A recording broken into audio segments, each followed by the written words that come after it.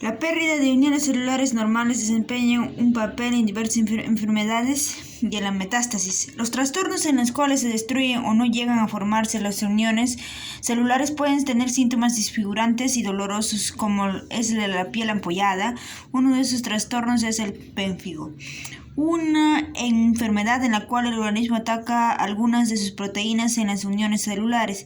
La desaparición de las uniones de anclaje posiblemente contribuye a la aparición de metástasis de las células cancerosas en todo el cuerpo. Las células cancerosas pierden sus uniones de anclaje porque tienen menos moléculas de caderina y las uniones con las células vecinas no son tan firmes. Una vez que la célula cancerosa se ha librado de su anclaje, secreta enzimas conocidas como proteasas que dirigen proteínas. Estas enzimas, particularmente las metaloproteínas de la matriz, disuelven la matriz extracelular, por lo que las células cancerosas liberadas pueden invadir los tejidos adyacentes o ingresar al torrente sanguíneo. Los científicos están investigando maneras de bloquear la MMP. Es un intento de prevenir la metástasis, o sea, las metaloproteínas de la matriz. Aquí en la figura 3.22, lo que es aquí el mapa conceptual, dice, presenta un resumen de las uniones celulares comprendida la manera en la que las células están unidas para formar tejidos. Se analizarán los 4 tipos diferentes de tejido del cuerpo humano: epitelial, conectivo, muscular y nervioso. Los epitelios ofrecen protección y regulan el intercambio. Los tejidos epiteliales o epitelios protegen el medio interno del organismo y regulan el intercambio de materiales entre los medios interno y externo. Estos tejidos cubren la superficie expuesta como la piel y recubren las vías internas como el aparato digestivo. Toda sustancia que entra al medio interno del organismo o salga de él debe cruzar un epitelio. Algunos epitelios, como la piel y la mucosa de la boca, actúan como barrera para mantener el agua dentro del cuerpo y los invasores como las bacterias y afuera. Otros epitelios, como el del riñón y el del tubo digestivo, controlan el movimiento de materiales entre el medio externo y el líquido extracelular del cuerpo. Los nutrientes, los gases y los desechos frecuentemente deben atravesar varios epitelios diferentes en su paso entre las células y el mundo exterior. Otro tipo de epitelio se especializa en la producción y secreción de productos químicos en la sangre o en el medio externo. La transpiración y la saliva son ejemplos de sustancias secretadas en el medio externo. Las hormonas se secretan en la sangre. Estructura de los epitelios. Los epitelios generalmente están compuestos por una o más capas de células conectadas entre sí, con una delgada capa de matriz extracelular entre las células epiteliales y los tejidos subyacentes. Esta capa de matriz, denominada lámina basal o membrana basal, está compuesta por una red de colágeno y filamentos de lámina incrustados por proteoglucanos. Los filamentos proteicos unen las células epiteliales a las capas celulares subyacentes. Algunos de los que al igual que las uniones celulares, unen cada una de las células entre sí o al epitelio. Las uniones celulares en los epitelios son variadas. Los fisiólogos clasifican los epitelios como permeables o impermeables, según la facilidad de los que la sustancia pueden atravesar la capa epitelial. En el epitelio permeable, las uniones de anclaje permiten que las moléculas atraviesen el epitelio al pasar por la comunicación entre dos células epiteliales adyacentes. Un ejemplo típico de epitelio permeable son las paredes de los capilares, los vasos sanguíneos más pequeños, donde todas las moléculas disueltas, a excepción de las grandes proteínas, pueden pasar de la sangre al líquido intersticial a través de las comunicaciones entre las células epiteliales adyacentes. En un epitelio impermeable como el del riñón, las células adyacentes están unidas por uniones estrechas y membranas invaginadas que generan una barrera que evita que las sustancias traspasen las células adyacentes. Para franquear un epitelio impermeable, la mayoría de las sustancias debe ingresar a células epiteliales y atravesarlas. La impermeabilidad de un epitelio es proporcional a la selectividad respecto a de las sustancias que pueden atravesarlo. Algunos epitelios, como el intestinal, tienen la capacidad de modificar su permeabilidad de acuerdo con las necesidades del organismo. Tipos de epitelio. Bueno, aquí vamos a tener, desde el punto de vista estructural, los tejidos epiteliales pueden clasificarse en 2 grupos generales. 1. Láminas de tejido que recubren la superficie del cuerpo y tapizan el interior de los conductos y de los órganos huecos. Y 2. Epitelios secretores que sintetizan y secretan sustancias al espacio extracelular. Aquí tenemos una imagen 3-23 microfotografía óptica del tejido epitelial. Las células del epitelio ciliado en esta imagen están unidas a la capa celular denominada lámina basal. Las células epiteliales se unen a la lámina basal utilizando moléculas de adhesión celular. La lámina basal es una capa de matriz acelular secretada por las células epiteliales. Tejido subyacente. Los histólogos clasifican los epitelios de acuerdo con el número de capas celulares del tejido y la forma de las células en la capa más superficial. Este esquema de clasificación reconoce dos tipos de epitelios: epitelio simple, una sola capa de célula, y epitelio estratificado, varias capas celulares, y tres tipos de células: planas, cúbicas y cilíndricas. Los fisiólogos, por su parte, se ocupan de la función de estos epitelios. Por lo tanto, en lugar de utilizar la descripción histológica, los epitelios se clasifican de acuerdo con sus funciones. Existen cinco tipos funcionales de epitelio de intercambio: de transporte, ciliado, protector y secretor. Los epitelios de intercambio permiten el rápido intercambio de materiales especialmente de gases. Los epitelios de transporte son selectivos respecto de la sustancia en que los atraviesa y se encuentran fundamentalmente en tracto intestinal y en los riñones. El de transporte.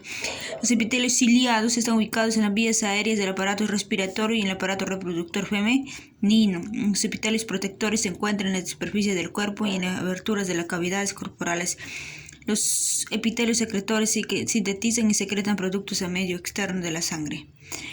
En la figura 3.24, que está por aquí, dice: muestra la distribución de estos epitelios en los aparatos del cuerpo humano. Véase también que la mayoría de los epitelios enfrentan con una de sus caras al medio externo y con la otra el líquido extracelular. La única excepción son las glándulas endocrinas.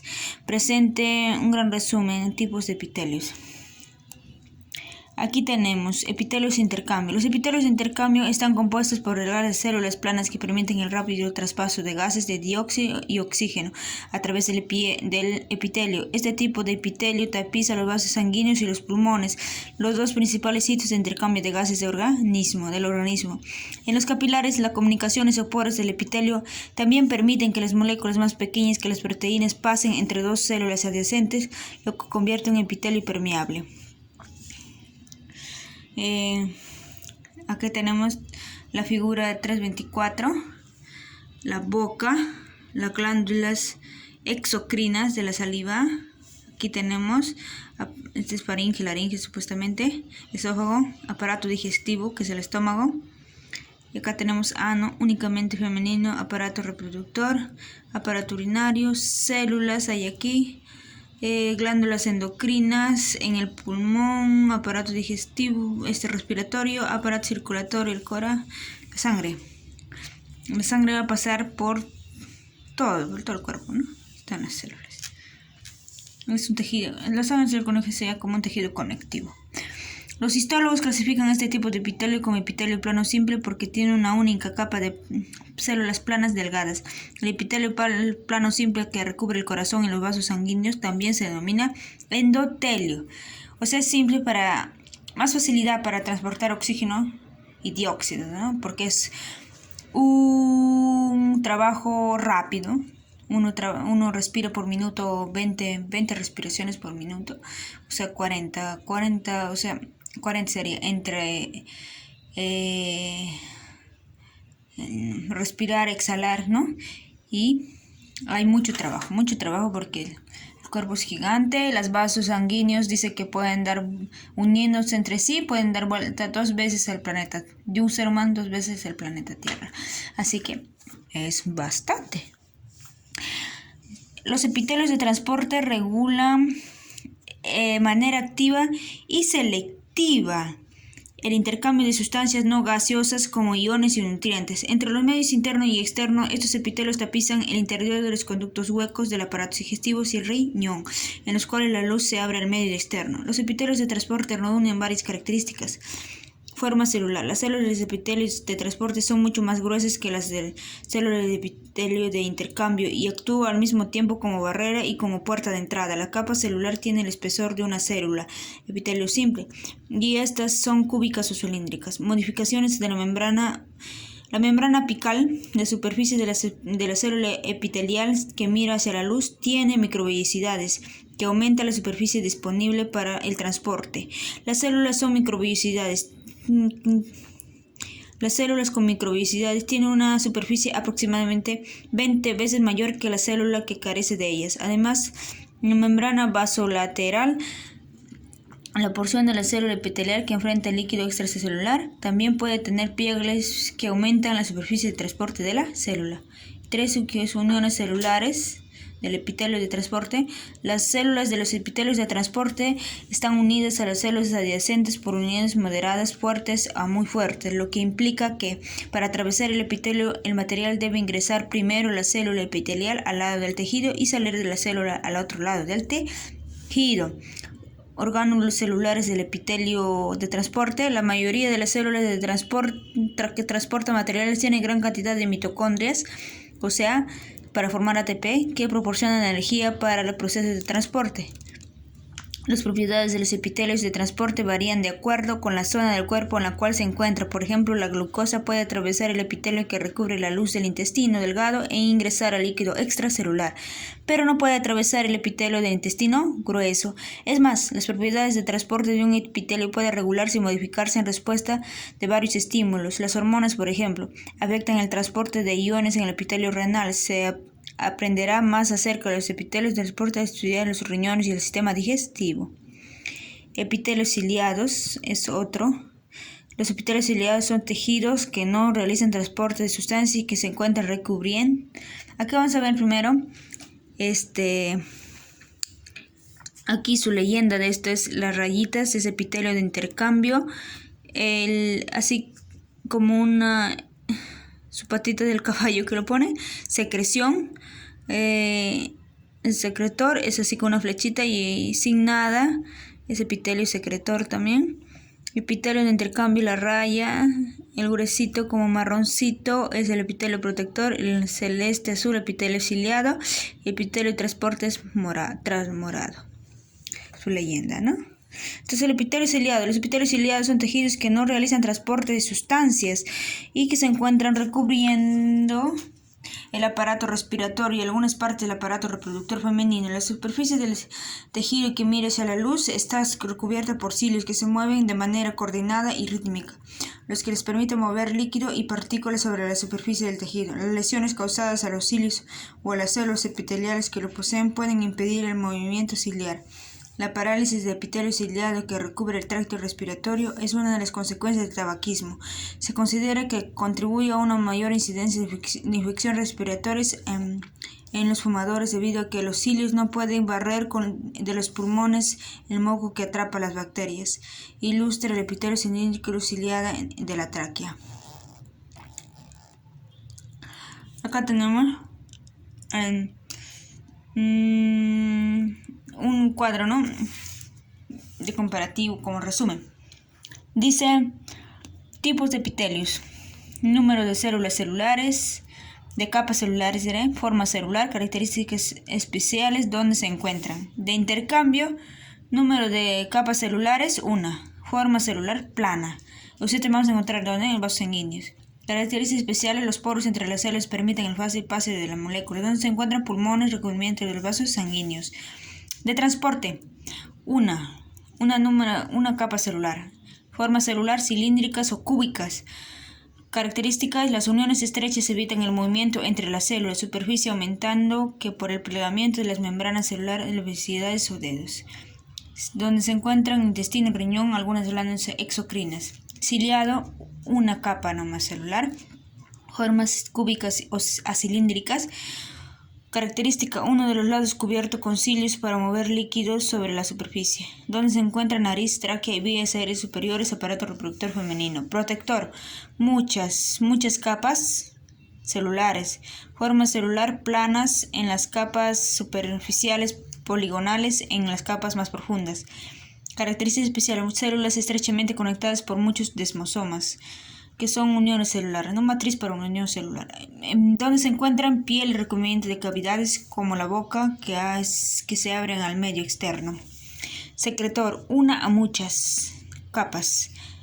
Formas cilíndricas o poligonales. Características: células secretoras de proteínas llenas con gránulos secretores unidos a la membrana y extenso retículo endoplasmático rugoso. Las células secretores esteroides contenidos gotitas de lípidos y extenso retículo endoplasmático liso. Secretor, ¿no? Y donde se encuentran glándulas exocrinas, incluido el páncreas, las glándulas sudoríparas y las glándulas salivales, donde se endocrinas como la tiroides y las gónadas. Aquí tenemos el epitelio intercambio permeable, permite el movimiento a través de la comunicación entre las células. Epitelio capilar, sangre, poro y líquido extracelular. ¿Ves? Intercambio, ¿no? Luz del intestino del riñón, membrana apical, unión estrecha, membrana vasolateral, líquido extracelular y célula de epitelio de transporte. Por aquí. Las uniones estrechas del epitelio de transporte evitan el movimiento entre las células adyacentes. Las sustancias deben atravesar la célula epitelial y cruzar dos membranas celulares fosfolipídicas. En el 3.25 la figura el movimiento de sustancias a través de los epitelios impermeables y permeables. Es el 3.25. Epitelios protectores. Los epitelios protectores evitan el intercambio entre el medio interno y el externo y protegen las zonas sujetas a estrés químico o mecánico. Son tejidos estratificados compuestos por muchas capas de células superpuestas. Los epitelios protectores adquieren rigidez por la secreción de queratina, la misma proteína insoluble presente en el cabello y las uñas. La epidermis y el recubrimiento de la boca, la faringe, el esófago, la uretra y la vagina son todos epitelios protectores. Las células de los epitelios protectores tienen vida corta porque están expuestas a químicos irritantes, bacterias y otras fuerzas destructivas. Las capas más profundas generan permanentemente nuevas células que desplazan a las viejas hacia la superficie. Al lavarse la cara se eliminan las células muertas de la capa superficial. A medida que envejece la piel disminuye la tasa de producción de nuevas células. La tretionina, un agente derivado de la vitamina A, acelera la división celular y la descamación de las células superficiales. Por lo tanto, la piel tratada adquiere una apariencia más joven. Vitamina A. Un datazo. Ya, 3-26. Epitelio ciliado. Algunos tejidos tienen varios tipos de células epiteliales. Estas células tienen microvellosidades intercaladas con las células ciliadas. Tenemos aquí epitelio ciliado recubre las vías aéreas. Fotomicrografía electrónica que muestra células ciliadas entremezcladas con células recubiertas con microvellosidades más cortas. Tenemos los cilios, que se mueven a movimientos ondulantes. Y tenemos también, a ver aquí, microvellosidades, aparato de Golgi, núcleo, mitocondrias, varias mitocondrias y membrana basal. Epitelios secretores. Los epitelios secretores están compuestos por células que producen una sustancia en su interior que luego se secreta a espacio extracelular. Las células secretoras pueden aparecer dispersas entre las células epiteliales o agruparse para formar una glándula multicelular. Existen dos tipos de glándulas secretoras, las exocrinas y las endocrinas. Las glándulas exocrinas liberan las secreciones en el medio externo del cuerpo. Estas secreciones pueden depositarse sobre la superficie de la piel o sobre un epitelio recubre el interior de una de las vías internas, como las vías aéreas del pulmón o la luz intestinal. Así, la secreción exocrina sale del cuerpo, lo que implica porque algunas secreciones exocrinas, como los jugos gástricos, pueden tener un pH incompatible con la vida. La mayoría de las glándulas exocrinas liberan sus productos a través de tubos abiertos que denominan conductos. Las glándulas sudoríparas, las glándulas mamarias, las glándulas salivales, el hígado y el páncreas son todas glándulas exocrinas. Las células de las glándulas exocrinas producen dos tipos de secreciones. Las secreciones serosas son soluciones acuosas, muchas de las cuales contienen enzimas. Las lágrimas, la transpiración y las soluciones enzimáticas digestivas son todas secreciones exocrinas serosas. Las secreciones mucosas, también denominadas mocos, son soluciones pegajosas que contienen glucoproteínas y proteoglucanos. Las células calciformes que se muestran en la figura 3.27 son células exocrinas individuales que producen moco. El moco actúa como lubricante para poder tragar los alimentos, como trampa para las partículas y microorganismos extraños que se inhalan o ingieren, o como barrera protectora en el epitelio y el ambiente. Algunas glándulas exocrinas contienen más de un tipo de células secretoras y producen tanto secreciones mucosas como serosas. Por ejemplo, las glándulas salivales liberan secreciones mixtas. A diferencia de las glándulas exocrinas, las glándulas endocrinas no tienen conductos y liberan sus secreciones llamadas hormonas en el compartimento extracelular del cuerpo. Las hormonas ingresan al torrente sanguíneo para un transporte a otras partes del cuerpo, donde regulan o coordinan las actividades de varios tejidos, órganos, sistemas de órganos. Algunas de las glándulas endocrinas más conocidas son el páncreas, la tiroides, las gónadas y las hipófisis. Durante años se creyó que las hormonas eran producidas por células agrupadas en glándulas endocrinas. Ahora sabemos que existen células endocrinas aisladas dispersas en el recubrimiento epitelial del aparato digestivo, en los túbulos renales y en las paredes del corazón. La figura 328, que está en la siguiente página, muestra el origen de las glándulas endocrinas y exocrinas durante el desarrollo. Las células epiteliales crecen hacia los tejidos de sostén. Las glándulas endocrinas conservan el vínculo con el epitelio madre en forma de conducto de transporte que transporta la secreción hacia su destino, el medio exterior. Las glándulas endocrinas pierden las células de conexión y secretan las hormonas al torrente sanguíneo. Bien, vamos a leer esto. En la una nota. Las células epiteliales aparecen muchos tipos de cáncer, ya que están expuestas a daños o traumatismos. El cuello útero está formado por tipos de epitelio. El epitelio secretor con glándulas que secretan moco recubre el interior del cuello, mientras que el epitelio protector recubre el exterior. Estos dos tipos de epitelio se unen en la entrada del cuello. Mientras Yana está recostada sobre la camilla, el médico utiliza una pequeña espátula y cepillo para tomar muestras de las células del interior y del exterior del cuello uterino. Luego extiende las células sobre los portaobjetos y lo rocía con una sustancia de fijación. El portaobjetos ahora será enviado al laboratorio para ser analizado. Dice acá la figura 327, las grandes gotas claras son moco. Acá tomo una muestra de acá, dice núcleo, aparatos de Golgi, moco, lámina basal. Estos son mocos. Las células calciformes secretan moco en la luz de los órganos huecos como el intestino, para que haya deslizamiento de las heces o del alimento, ¿no? Deslice. Si no, no hay deslizamiento, se queda atascado, se seca, ¿no? Con mucosidad hay movimientos ondulantes y se moviliza lo que haya en el interior, ¿no? El contenido. Los tejidos conectivos actúan como sostén y barrera. Los tejidos conectivos. El segundo tipo principal de tejido actúa como sostén estructural y en ocasiones como una barrera física que junto con células especializadas contribuyen a defender el organismo de invasores externos como las de bacterias. Las características distintivas de los tejidos conectivos en la presencia de los conectivos es la presencia de gran cantidad de matriz extracelular con células sumamente dispersas que secretan y nidifican la matriz. Los tejidos conectivos incluyen la sangre, los tejidos de sostén para la piel y los orgánulos internos, además de los cartílagos y los huesos. Estructura del tejido conectivo. La matriz extracelular del tejido conectivo es una sustancia fundamental de proteoglucanos y agua en la cual se disponen fibras proteicas insolubles, como si fueran trozos de fruta suspendidos de gelatina. La consistencia de la fuerza fundamental es altamente variable y depende del tipo de tejido conectivo. En un extremo de este espectro se encuentra la matriz acuosa de la sangre y en el otro la matriz rígida del hueso.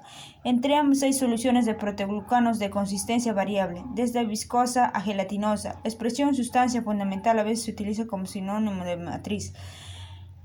Las células tienen que notar esos datos. La expresión sustancia fundamental a veces se utiliza como sinónimo de matriz. Las células de tejido conectivo están incluidas en la matriz extracelular. Estas células se describen como fijas si permanecen en un lugar o móviles y pueden desplazarse de un lugar a otro. Las células fijas son responsables del mantenimiento local, la de reparación tisular y del almacenamiento de energía. Las células móviles son responsables fundamentales de la defensa. La distinción entre células fijas y móviles no es absoluta, ya que al menos un mismo tipo celular se encuentra presente tanto en forma fija como móvil. Si bien la matriz celular está formada por material no visible, las células de tejido conectivo la modifican constantemente, agregando, eliminando o reacomodando sus moléculas. En el nombre de una célula de tejido conectivo se refiere a una célula que está en crecimiento o que secreta activamente matriz extracelular. Los fibroblastos, por ejemplo, son células de tejido conectivo que secretan matriz rica en colágeno. Las células degradan la matriz activamente, se identifican con el sufijo clasto romper. Las células que no están en desarrollo ni secretan componentes de la matriz ni le degradan se identifican como sufijo cito, que significa célula. Recordar esos sufijos ayudará a recordar las diferentes funciones entre las células de nombres similares como osteoblasto, osteocito y osteoclasto.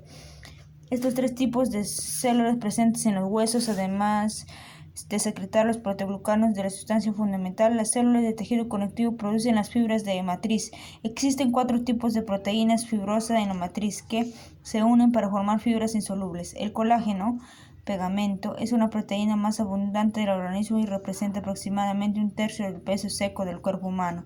Asimismo, el colágeno es el más variable de los 4 tipos de proteínas, del cual existe al menos unas 12 variedades.